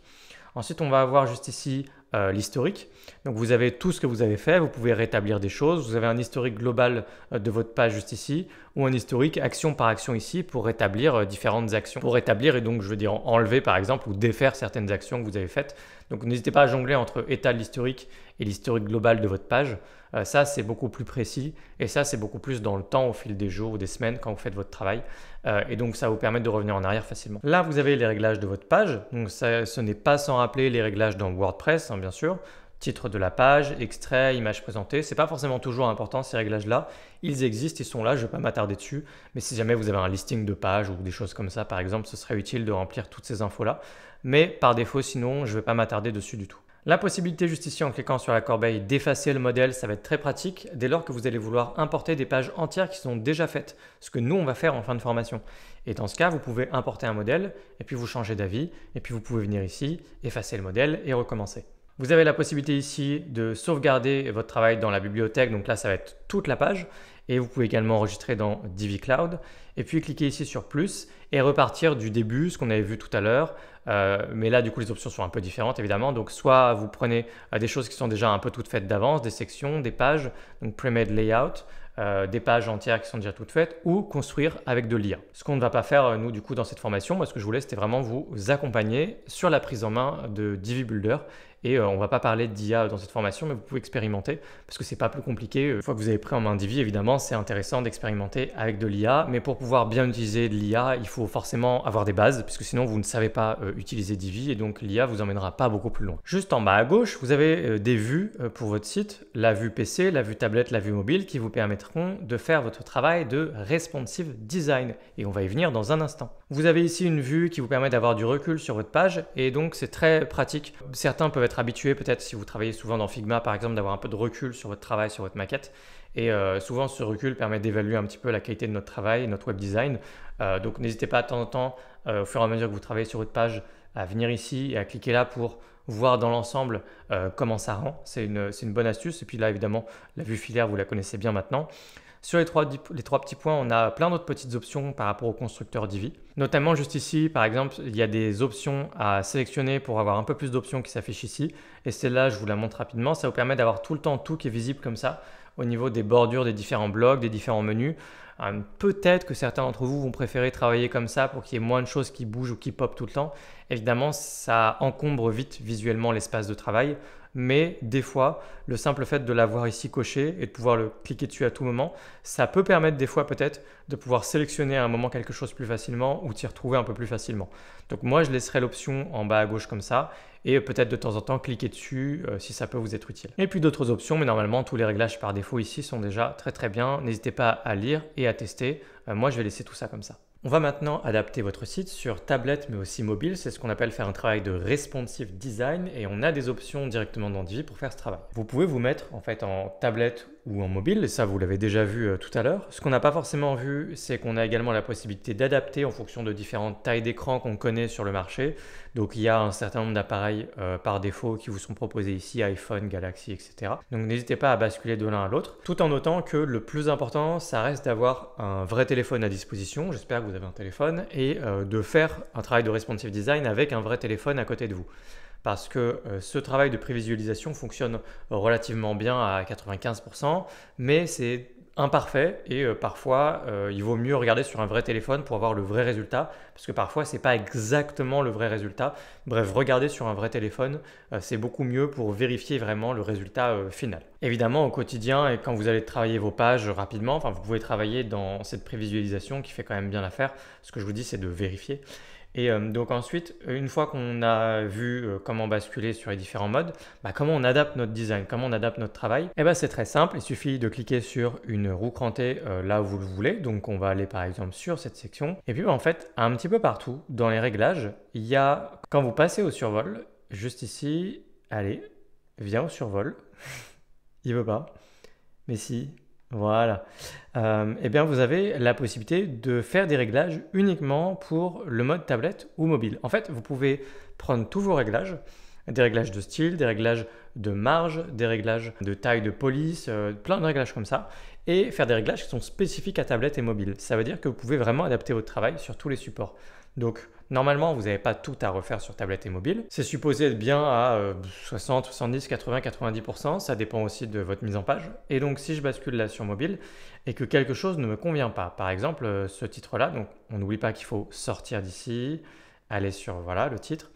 Et donc là, j'ai une en-tête et je peux faire quelque chose de différent ici sur téléphone, tablette et PC. Donc, ça veut dire que là, par exemple, mon titre tel, ça, c'est sur téléphone et quand je bascule sur bureau, c'est toujours le titre qu'on avait par défaut, votre titre va ici. Et quand je me mets sur téléphone, le titre est différent. C'est-à-dire que virtuellement, tout ce que vous trouvez avec des réglages tablette mobile comme ça peuvent être adaptés en fonction des différents appareils. Vous pouvez même pas seulement changer le style, les marges, mais également changer le contenu dans la mesure de ce qui est possible de faire dans Divi. Il y a plein de changements que vous pouvez faire pour adapter votre travail sur tablette et mobile. Ou inversement sur PC, parce que vous allez voir, il y a des réglages de visibilité, c'est-à-dire qu'on peut afficher ou cacher des choses uniquement sur tablette et mobile, et c'est également valable sur PC. Ça veut dire qu'il peut y avoir des choses que vous faites uniquement sur tablette et mobile, ou uniquement sur mobile, et que vous ne faites pas sur PC. Par exemple, certaines sections qui apparaissent sur mobile et pas sur PC. Ou l'inverse, donc des choses qui sont un peu trop compliquées à travailler sur PC et que vous voulez tout simplement cacher quand on est sur mobile parce que c'est beaucoup plus simple. Vous refaites des sections plus simples avec une lecture purement verticale. Souvent sur mobile, on a un travail de web design qui est quand même plus simple, plus vertical, on va un petit peu plus à l'essentiel. Alors que sur PC, souvent, c'est un petit peu des feux d'artifice et on fait plein de choses, des animations, etc. Et on le fait moins sur mobile. Ça ne veut pas dire qu'on ne peut pas le faire, ça veut dire qu'on le fait moins. Donc voilà, vous pouvez adapter juste ici le titre. Et puis en fait, donc si on va un petit peu partout au niveau du style, ici, donc là je vais fermer, je vais revenir par exemple sur les réglages de ma section dans style. Au niveau des séparateurs, là, alors c'est pas séparateur où je voulais aller, c'est l'espacement. Là, tous les réglages également sont spécifiques au mobile. Donc ça veut dire que là, si je mets des réglages particuliers, on aperçoit que le réglage d'origine c'est 50 pixels, c'est ce que j'avais mis sur PC. Ça nous permet de voir en un coup d'œil quel réglage dont le téléphone hérite, c'est-à-dire que si vous le faites sur PC et que vous ne changez rien sur mobile, il y a un système d'héritage en cascade qui se crée naturellement. Et donc en fait sur mobile, il y a aussi cette marge qui est là par défaut. Donc je mets 0 pixel ici et la marge disparaît juste au-dessus. Donc mettre 0 pixel me permet de revenir par défaut, revenir à 0. Du coup là j'ai une valeur spécifique pour mobile de 0 pixel, mais la valeur sur bureau est toujours de 50 pixels. Je peux faire la même chose sur tablette juste ici. et revenir en arrière, ou au contraire, du coup, aller dans l'autre sens et rajouter beaucoup plus d'espace. Voilà, donc je peux complètement adapter le travail, y compris sur les côtés gauche-droite, et donc c'est là où le travail va être intéressant, c'est de toujours s'assurer de ne pas avoir du contenu qui touche vraiment les bords à gauche et à droite, d'aérer votre travail, de mettre un petit peu de marge en pourcentage, par exemple quelques pourcents à gauche, quelques pourcents à droite. C'est le cas par défaut évidemment, on essaye, enfin Divi essaye, tous les outils essayent au maximum de mâcher votre travail, mais ce n'est pas toujours le cas, donc là on voit bien qu'on a déjà un contenu qui ne se comporte pas trop mal, c'est-à-dire qu'il y a déjà de l'espace à gauche et à droite, mais dans le cas où vous avez besoin de contrôler l'espace vraiment, vous pourriez aller dans les différents éléments, dans les différents modules et adapter pour avoir plus ou moins de marge sur les côtés en fonction du résultat que vous voulez. Encore une fois, regarder sur un vrai téléphone pour vous rendre compte, ce sera beaucoup mieux. Donc tous les réglages ou presque tous les réglages ont ces petites fonctionnalités dites de responsive design pour adapter les choses.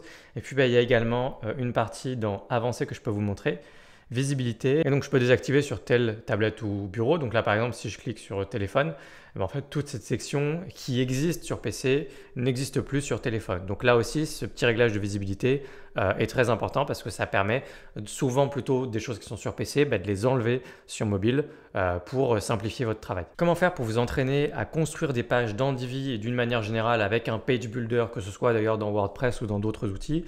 Je vous conseille de passer par une étape intermédiaire qu'on appelle du zoning. Le zoning, c'est votre faculté à voir sous le capot d'un site internet sous forme de boîtes, de conteneurs, de briques, ou en l'occurrence dans Divi, de sections, de rangées, tout ça c'est la même chose. Chaque page web a un squelette de base, une charpente que vous pouvez voir sous forme de boîte.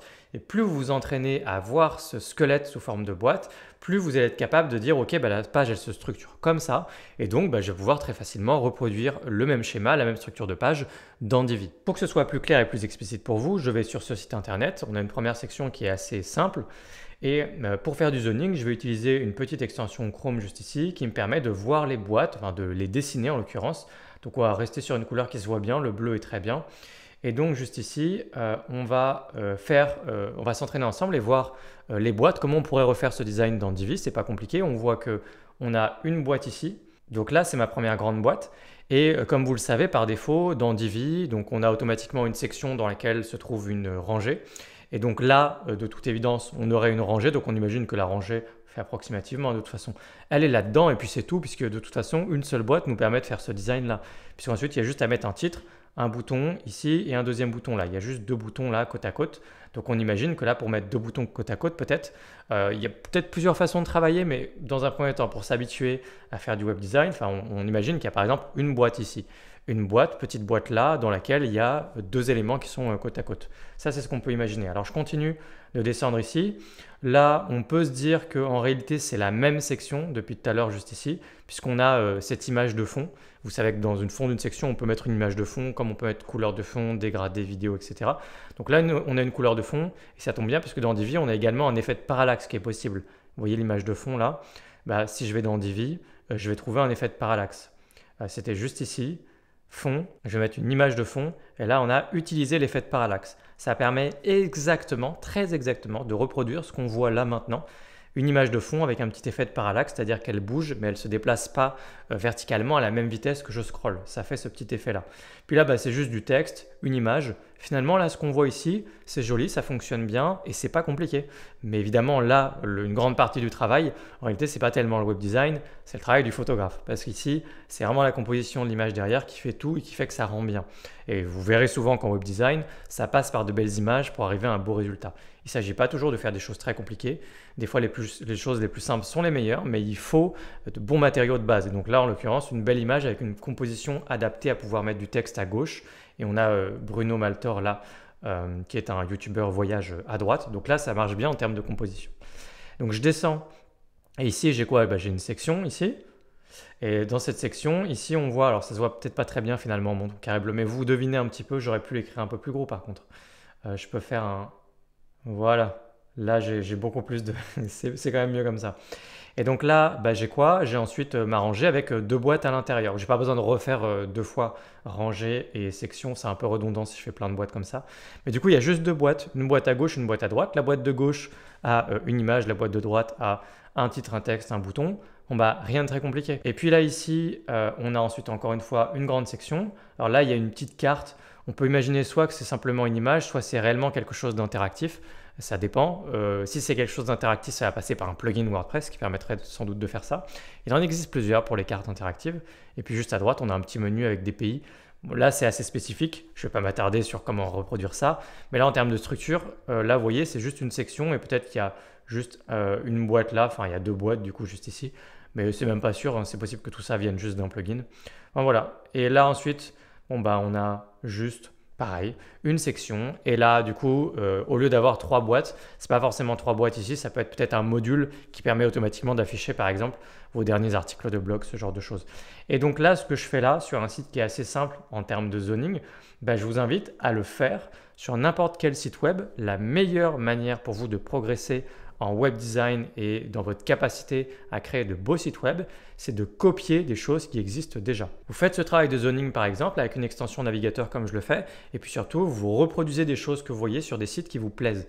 C'est de loin la méthode la plus simple et la plus facile pour progresser. Et c'est pas juste une méthode pour les amateurs pour essayer de contourner le fait qu'on n'est pas un professionnel. Non, non, c'est la méthode même pour devenir un professionnel. C'est-à-dire que l'une des méthodes les plus simples, c'est vous voyez des choses ailleurs et vous les reproduisez. Même quand vous travaillez sur un site pour un client demain, vous allez faire un petit travail de mood board, vous allez regarder d'autres sites, prendre de l'inspiration. Et prendre de l'inspiration, ça veut littéralement dire de voir des choses ailleurs qui vous plaisent, être capable de les reproduire. Plus vous allez avoir d'instinct, plus vous allez faire de vous-même des choses sans forcément copier ailleurs.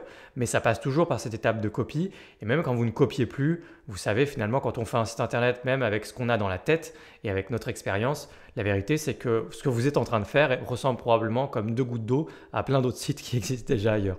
Il n'y a pas des milliards de façons de faire un site internet, donc n'ayez pas honte de copier. J'ai pas dit voler, mais j'ai dit copier des choses et vous inspirer très fortement pour avancer, pour progresser. Et en parlant de copier pour aller plus vite ou de prendre des raccourcis, eh bien je vous propose de faire exactement ça.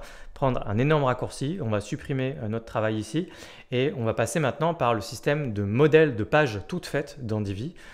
Et ces modèles de pages, on les trouve dans une bibliothèque. Vous pouvez juste cliquer sur plus juste ici, hop, et Pre-made Layout, voilà. Et donc juste ici, eh bien vous allez pouvoir utiliser des pages entières dans Divi qui sont déjà faites, que vous pouvez importer maintenant. Et vous pouvez utiliser des packs entiers pour importer des sites entiers, page par page, pour avoir un site prêt à l'emploi absolument magnifique, fait par des web designers professionnels.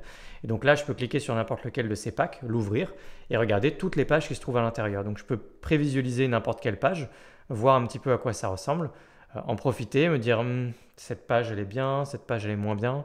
Et du coup, je vais pouvoir les importer une par une. Donc là, ce que je vais faire maintenant, c'est choisir un pack avec lequel travailler et on va importer une page d'accueil. Alors, on a ce site-là qui me convient plutôt pas mal. C'est assez coloré. Donc là, j'ai la page d'accueil ici. Donc, ciblez bien la page que vous voulez. Il y a des pages blog, contact, about, courses. Vous n'êtes pas obligé d'utiliser tout ça, évidemment. Je vais partir donc sur la page Home juste ici, qui est la page d'accueil. Et je vais cliquer sur Use this layout. Je vais laisser cette case cochée, hein, importer des pré-réglages, c'est parfait, importer. Et voilà, c'est aussi simple que ça. Et là, vous voyez que le résultat est magnifique. On a une page Divi flambant neuve créée pour nous. L'import s'est très bien passé et le résultat est très joli. Et je peux sauvegarder et voilà, en quelques secondes, j'ai fait ma page. Je plaisante bien sûr, vous avez forcément pas mal de travail quand vous passez par des modèles comme ça parce que mine de rien, il faut vous approprier le travail qu'il y a derrière. Donc, il y a plusieurs vertus à utiliser ces outils-là, surtout quand on débute. Il y a aussi des inconvénients, il faut le noter. Des fois, ça peut être faire des détours et pas forcément gagner beaucoup de temps si vous changez, modifiez le contenu, puis ça ne correspond pas vraiment à ce que vous voulez, puis en fait, vous ne savez pas vraiment utiliser Divi, donc c'est un peu compliqué. Je pense que les modèles comme ça tout fait, c'est vraiment intéressant pour les gens qui savent déjà utiliser le Page Builder Divi. Et ça peut être aussi une très bonne méthode pour apprendre, c'est-à-dire importer des modèles, regarder comment ils ont été faits, décortiquer un petit peu le travail, les réglages de chaque section et ça vous permet de progresser aussi grâce à la bibliothèque de Divi. Par contre, si vous faites l'effort d'utiliser un modèle qui est où le résultat final pour vous est très proche du modèle, c'est-à-dire que vous allez vous efforcer de juste modifier quelques images, éventuellement supprimer une section et vraiment juste aller modifier le texte, c'est là où vous pouvez avoir les meilleurs résultats en partant de modèles de page. Donc les modèles de page sont à la fois une bonne et une mauvaise idée, ça dépend de ce que vous en faites. Méfiez-vous, mais forcément, quand on peut avoir une si belle page avec si peu d'efforts, ça vaut le coup forcément de s'attarder sur ces outils et comment bien les utiliser. Donc comment bien les utiliser? Eh bien, restez le plus proche possible du modèle d'origine. Surtout si vous débutez, ça permet d'obtenir probablement un bien meilleur résultat que ce que vous avez dans la tête. Et évidemment, si vous voulez vous professionnaliser, c'est normal de bricoler, de tester des choses, donc allez-y. Donc le résultat est là, hein. Je suis sorti du Visual Builder juste pour constater le résultat, c'est parfait. Et donc maintenant, eh bien, je vais pouvoir créer mon site internet en quelques minutes en admettant que je veuille partir de ce kit, de tous ces modèles de pages qu'on a ici. Je vais créer les différentes pages. Donc d'abord, on avait notre page d'accueil ici, je vais la renommer tout de suite et je vais l'appeler accueil. Mettre à jour et puis je vais également créer d'autres pages, donc ajouter une page. On va l'appeler cette fois à propos. Je vais tout de suite la publier et on va utiliser Divi Builder. Ensuite, on va choisir la mise en page, l'option du milieu cette fois. On va retourner sur mon pack juste ici et puis je vais ajouter la page About Use this layout. Sauvegarder, on va ensuite quitter le Visual Builder et on recommence. Je ne sais même plus quelle autre page il y avait dans le pack. On va foncer dans Divi Builder sans donner de titre à la page, juste pour vérifier. Alors du coup, qu'est-ce qu'on avait d'autre ? Dans mon kit, on avait une page pricing, about, course. Ok. Eh bien, alors évidemment, on va passer par la page contact. On va terminer par ça. Et je vais prendre d'abord la page pricing juste ici. Et du coup, comme je n'ai pas donné de titre à ma page, je vais le faire maintenant, mais je vais le faire depuis Divi. Donc, je vais la roue crantée ici. Là, j'ai pas de titre, hein, mais du coup, je vais le faire en français. Et on va l'appeler tarif. Donc là, je peux publier ma page depuis ici. Là, vous avez peut-être remarqué que ce n'était pas enregistré ou sauvegardé le changement, mais c'était enregistrer le brouillon ou publier. Donc là, on reconnaît les réglages dans WordPress tout simplement. Quitter le Visual Builder. Voilà, à propos accueil tarif. On va terminer maintenant par la page contact. Je vais également créer une page contact tout de suite. Let's go, contact, publier. Et on utilise Divi Builder. Je sélectionne contact. Et inévitablement, on arrive sur le formulaire de contact qui est un module à part entière dans Divi et qu'on va voir ensemble maintenant. On va le survoler, on va faire assez simple, vous allez voir, c'est pas très compliqué à prendre en main. Donc je vais cliquer sur le module là du formulaire et au niveau du fonctionnement, eh bien, ça rappelle le fonctionnement des rangées avec les différentes colonnes dedans et on a des sous-éléments comme ça. Donc comment ça fonctionne? Eh bien, on a les différents champs. Vous pouvez cliquer sur chacun de ces champs et puis revenir ensuite en arrière comme ça. Cliquer sur chacun des champs vous donne accès à un certain nombre de réglages et puis notamment donner les petits labels, les placeholders, c'est ce qu'il y a décrit à l'intérieur pour faire des suggestions, etc., etc. Donc vous pouvez faire votre travail au niveau du formulaire ici. N'hésitez pas à regarder l'ensemble des menus. Donc on a ensuite dessous dans option du champ le type de champ que c'est, même si on pouvait déjà le sélectionner avant, vous allez voir. Est-ce que ce champ est requis ou pas? Donc est-ce que le champ il est obligatoire? Une logique conditionnelle, ce qu'on ne va pas voir du coup, mais c'est si jamais vous voulez que certains champs apparaissent uniquement quand d'autres champs sont présents dans le formulaire, ça permet d'aller plus loin en termes de formulaire. Lien et fond, vous connaissez ça bien. Et puis il y a des petits réglages de style également juste ici, champ par champ. Je vais revenir en arrière. Donc nom, email, message. Évidemment, vous iriez dans chacun des champs pour faire les choses en français. Donc nom, email, message par exemple, ce serait très bien. Vous pouvez ajouter un nouveau champ. Ensuite, une fois que vous ajoutez un champ, vous allez pouvoir, c'était en option de champ, sélectionner un type de champ. Il y a des champs classiques, champ email, toute une zone de texte. Est-ce que vous voulez des cases à cocher? Donc c'est juste ici, des boutons radio, c'est un seul bouton, comme des cases à cocher, mais un seul bouton. Et puis un menu déroulant pour sélectionner une option. Et ensuite, le reste des options, c'est tout ce qu'on a déjà vu justement ensemble. Donc là, je vais supprimer le champ que j'ai ajouté. Donc vous voyez que sur la partie un peu visuelle, c'est pas bien compliqué à prendre en main. Ensuite, tout se passe dans l'onglet style. Vous avez champ, texte, etc. Et ça vous permet de complètement modifier l'apparence du formulaire. Donc par exemple, si vous voulez une petite bordure comme ça, c'est très bien. Mais peut-être que vous voulez juste une couleur de fond et pas de bordure autour pour faire quelque chose de peut-être un petit peu plus élégant. Auquel cas, vous pouvez aller dans style et retirer les bordures, mettre une couleur de fond. Tout ce qu'on a déjà vu, de toute façon, c'est vraiment valable. Tout ce qu'il y a dans le formulaire, c'est valable pour tout le reste. Vous pouvez mettre des arrondis, des couleurs de fond, bordure, pas de bordure, espacement, taille des choses, etc. Et puis ensuite, dessous, vous avez donc juste ici, texte. Là, si vous voulez modifier le petit message de succès qui dit bravo, vous nous avez envoyé un email, un petit message pour dire plutôt merci pour votre contact, nous vous recontacterons sous 24 à 48 heures ou le plus rapidement possible. Le label du bouton envoyer juste ici, envoyer votre message par exemple, c'est juste pour vous montrer.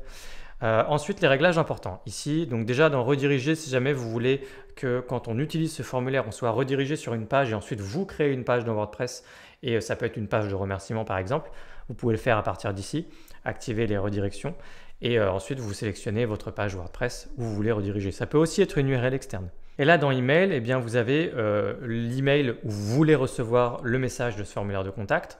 Donc, je vous invite à mettre un email ici ou peut-être plusieurs emails en les séparant par des virgules. Vous pouvez cliquer sur le petit point d'interrogation juste ici. Vous avez quelques indications si jamais vous voulez lire tout ça. Mais en clair, ce qu'il faut retenir, le principal, c'est où recevoir votre email juste ici. Et puis ensuite, il va vous falloir évidemment maximiser la délivrabilité des emails que vous recevez depuis votre site WordPress par l'intermédiaire de ce qu'on appelle une extension SMTP. Si vous ne savez pas ce que c'est, on vous mettra un lien dans la description de cette vidéo. N'hésitez pas à aller voir ça. Ça sort du cadre d'une formation sur Divi. C'est plus comment gérer l'envoi d'emails depuis un site WordPress.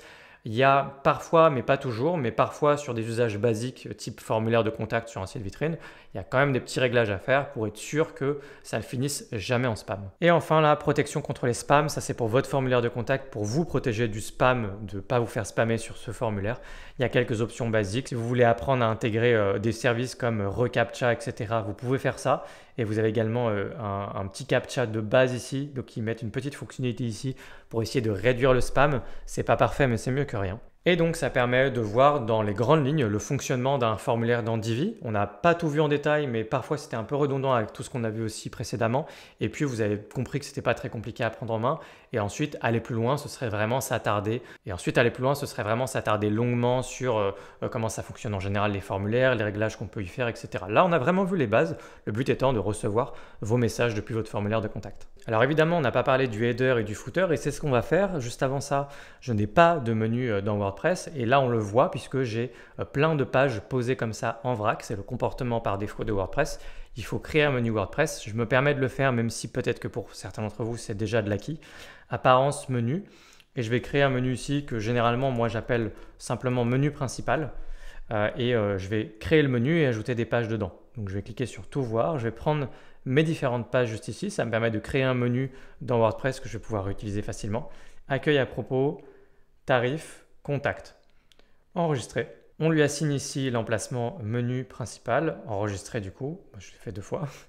Et on se retrouve avec notre menu qui est bien paramétré juste ici. Et donc finalement, on a déjà un header assez basique et on pourrait aller dans le customizer de WordPress pour pouvoir modifier ce header-là. On a le logo qu'on avait mis au début qui était dans les réglages du thème Divi, le menu qu'on vient de mettre en place et un petit formulaire de contact qu'on peut facilement désactiver. Mais au lieu de faire ça, je vais tout de suite vous montrer comment faire pour obtenir un header et un footer 100% made in Divi. Le but étant à ce stade de simplement n'utiliser que le builder Divi de A à Z sur votre site WordPress. Et il y a plusieurs façons d'arriver à nos fins, mais là ce que je vais faire, c'est faire du 100% Divi. Donc le but est d'avoir l'expérience du constructeur Divi même quand vous travaillez votre en-tête et votre footer, que vous puissiez faire le travail de manière visuelle, glisser, déposer, etc. Et donc pour ça, eh bien, il va falloir aller sur le blog de Divi. Pourquoi aller sur le blog de Divi? Eh bien, tout simplement parce que Divi par défaut ne propose pas des modèles de header et de footer directement dans sa bibliothèque. Par contre, Divi le fait depuis plusieurs années dans son blog directement. Il suffit de faire une petite recherche à l'intérieur de son blog pour avoir tout un choix gratuit de header et de footer à importer en quelques secondes directement sur votre site. Je vous invite pour ça à taper simplement free header. Donc je suis sur eleganttheme.com/blog et free header va faire remonter plein d'articles avec la possibilité de télécharger des modèles de header et de footer. On aura systématiquement les deux ensemble. Et donc là, regardez, j'ai à chaque fois download a free, juste ici, header and footer à chaque fois. Et donc j'ai pas mal de choix, là j'en ai un autre, etc. Donc il va falloir aller sur ces différents exemples et prendre celui qui vous intéresse le plus. Ça vous fera une base de travail que vous allez pouvoir réutiliser. Alors ici, j'ai l'impression qu'on a quelque chose d'assez original. Mon choix s'est arrêté sur celui-ci. Alors il a un petit côté un petit peu loufoque, hein. Il a l'air un petit peu spécial, mais je vous propose de découvrir ça ensemble. Donc allez sur n'importe quel pack header et footer qui vous intéresse sur le blog et vous allez me suivre. Vous allez simplement cliquer sur Get it for free today juste ici. Là je vais pouvoir renseigner mon adresse email et cliquer sur Download. Et le bouton juste au-dessus va apparaître juste ici Download the files. Vous allez vous retrouver avec une archive, il va falloir en extraire un fichier qui est dans une extension .json à l'intérieur et on va pouvoir le glisser-déposer directement dans Divi. Et pour ça, il faut aller dans Divi et Theme Builder. Le Theme Builder est un endroit magique qui va vous permettre de prendre le contrôle sur plein d'aspects d'un site WordPress et pouvoir recréer virtuellement n'importe quel aspect de votre site avec Divi, pas seulement vos pages et pas seulement votre header et votre footer, mais même les parties d'une boutique, les parties d'un blog, ainsi de suite. Virtuellement tout. Ça, c'est ce qu'on peut faire avec un theme builder. C'est valable pour Divi et la notion de theme builder en général dans WordPress, que ce soit dans les blocs Gutenberg, dans Elementor ou d'autres page builders. Et donc Divi ne fait pas exception, c'est un outil qui est vraiment formidable et vous allez forcément vouloir apprendre à le prendre en main pour aller plus loin dans vos créations et vos compétences sur WordPress. Donc voici un aperçu du principe du theme builder juste avec le header et le footer. Ici, on a la possibilité de mettre un header global et un footer global. Pourquoi il y a la notion de global? Tout simplement parce qu'on pourrait cibler. On pourrait avoir un header uniquement sur certaines parties de notre site et un footer uniquement sur d'autres parties de notre site. Donc on peut vraiment aller dans une granularité assez fine. En pratique, on le fait quand même assez peu, mais c'est possible d'optimiser vraiment l'expérience utilisateur et de faire ce genre de choses. Et ça peut être très intéressant. Donc là, ce que je vais faire, c'est que je vais cliquez juste ici sur les petites flèches, cliquez sur Importer. Et ici, vous allez récupérer le fichier .json que vous avez à l'intérieur de votre archive zip et le glisser-déposer ici. C'est fait, je clique sur Importer et ça va prendre quelques secondes à peine. Et voilà, j'ai une en-tête globale et un pied de page global. On n'oublie pas, parce que moi ça m'arrive souvent d'oublier, de cliquer juste en haut sur sauvegarder les changements. Voilà. Et ensuite, on actualise et on regarde le résultat. Le résultat risque d'être un petit peu bâtard, j'imagine, parce que forcément, on va avoir un header qui est un petit peu en décalage avec nos pages, puisqu'on a importé tout un pack avec des pages avant, et puis ensuite d'un autre pack ou d'un autre modèle de site, on a pris un header et un footer. Donc le résultat, il est un petit peu étrange, mais ça pourrait le faire, c'est-à-dire qu'en fait, là, il y aura un petit travail d'adaptation, on change les polices, on enlève le côté pilule comme ça, qui moi, me plaît pas particulièrement en fait. Je trouve le fait de mettre le petit logo au milieu comme ça, c'est intéressant. Là, vous voyez que de manière générale, dans ce modèle, c'était quand même un peu plus carré. Il n'y avait pas trop ce jeu avec des arrondis comme ça. J'adapterai clairement le header un petit peu. Donc, ce petit arrondi comme ça, normalement, ça devrait vous rappeler les formes de séparation dans une section. Donc là, on voit déjà où est-ce qu'on peut modifier les choses. On imagine bien que là, c'est un bouton. Là, c'est un bouton. Là, vous voyez qu'il y a un petit effet sympa. Et vous savez comment ils ont fait cet effet? Tout simplement, une ombre au survol. Donc là, je passe ma souris, j'ai une ombre au survol. Mais cette ombre, elle a la même couleur que le bouton. Et du coup, ça fait un petit effet diffus comme ça qui est assez canon. Donc en fait, rien de très très compliqué. Et là ensuite, par-dessus, pareil, le bouton il s'efface un petit peu. Vous vous dites peut-être comment ils ont fait ça. Bah là, c'est pareil, c'est très simple, c'est un dégradé. Au lieu d'être une couleur, ils ont mis un dégradé. Et le dégradé va vers une couleur qui est la couleur de fond de la section là, ce qui donne une impression que le bouton s'efface. Donc en fait, on n'a rien de très compliqué, mais il faut avoir la créativité et il faut avoir les outils. Mais les outils, vous les avez désormais grâce à cette formation. Donc, je peux activer le Visual Builder et aller regarder le header. Donc je suis dans Divi juste ici, je peux cliquer sur modifier le modèle d'en-tête, ça me permet d'aller vraiment spécifiquement dans mon en-tête ici. Et donc là vous voyez tout ça, c'est du Divi, je peux aller absolument partout et modifier absolument ce que je veux. Là juste ici vous noterez qu'il y a un menu, un module qui s'appelle menu et c'est évidemment un module à prendre en main si vous bossez sur un header puisque c'est ce qui va vous permettre d'avoir votre petit menu et ensuite vous avez plein d'options de style dans contenu, style avancé, enfin vous connaissez la chanson. Voilà, donc ça c'est good et puis ensuite on va descendre parce qu'il y a aussi un footer, on n'a pas été regarder le résultat.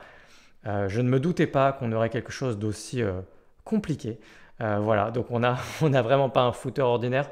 Je vous conseille quand même sur vos premiers tests, là regardez en fait, on a clairement une proposition de footer ici. Et moi, ce que je vous inviterai à faire typiquement à l'intérieur de ce modèle, c'est de récupérer tout ce qu'on voit ici, toute cette partie-là. On a un petit menu ici, on a un petit formulaire du newsletter, petit texte de présentation de notre activité. Peut-être là le petit appel à l'action à voir, à mettre ou à ne pas mettre dans un footer. Mais moi, je vous conseillerais quand même plutôt de prendre ça, de le récupérer et d'utiliser ça en tant que footer. Je préférerais faire ça ici, c'est plus simple à prendre en main et ça fonctionnera mieux. En termes de taux de conversion aussi, là c'est juste bizarre de toute façon. Ils ont voulu faire quelque chose d'un petit peu too much. Donc là je vous conseille de vous débarrasser de ça si jamais vous avez fait exactement la même chose que moi, mais j'en doute. Donc voilà, dans tous les cas, je peux cliquer sur modifier le modèle de pied de page et on se retrouve dans Divi avec tout notre constructeur préféré. Enfin, ce n'est pas mon constructeur préféré, mais peut-être le vôtre désormais. Et du coup, vous pouvez modifier absolument ce que vous voulez à l'envie. N'oubliez pas de regarder votre travail sur tablette et mobile. Vous voyez que c'est un tout petit peu moins fluide, forcément, dès que la page commence à être un peu plus chargée. Loin d'être insurmontable, ne vous inquiétez pas, vous pouvez travailler globalement dans de plutôt bonnes conditions. Mais plus votre page est chargée, plus l'éditeur va ramer forcément. Donc si vous avez de longues pages à rallonge, ça risque d'être un petit peu plus pénible. Félicitations pour avoir suivi jusqu'au bout cette formation dédiée à Divi. J'espère que ça vous aura plu, que vous aurez progressé sur ce constructeur de page, que dis-je, ce constructeur de site, qui est tout de même un outil qui est très populaire dans WordPress. C'est le deuxième plus gros page builder qui existe dans WordPress, le premier étant Elementor. Et Divi a une grosse cote de popularité aussi, une grosse communauté très active et un page builder qui a vraiment une forte personnalité. Et du coup, ça peut être vraiment intéressant de tester un peu tous les page builders. Elementor, les blocs et puis Divi. Et puis si Divi vous plaît vraiment, de rester pourquoi pas sur Divi, notamment aussi du fait de sa licence à vie, son lifetime deal, où vous pouvez payer une fois et l'utiliser sur vos projets. Ça c'est vraiment intéressant évidemment, et très peu de page builders font ça, c'est rarissime, donc ça mérite d'être souligné. Si jamais vous avez des questions, n'hésitez pas à les poser dans l'espace commentaire et je ferai de mon mieux pour y répondre. Et si jamais vous n'êtes pas déjà abonné à cette chaîne, abonnez-vous puisque vous avez suivi cette formation jusqu'au bout. Je pense que vous voulez continuer de progresser sur WordPress et pour ça, il faut être notifié quand mes prochaines vidéos sortiront. Et puis pour encourager notre travail, pensez à liker cette vidéo. Vous savez que ça nous est forcément très utile pour pousser nos vidéos auprès de nouvelles personnes. Merci beaucoup de nous avoir suivis jusque-là. Et si jamais vous souhaitez vous former sur WordPress en profondeur, on a un catalogue de formation qui vous attend dans la description. Attention, on ne vous forme pas sur Divi en formation, on vous forme sur Elementor ou les blocs. Divi, c'est seulement sur YouTube. À bientôt pour une prochaine vidéo. Ciao!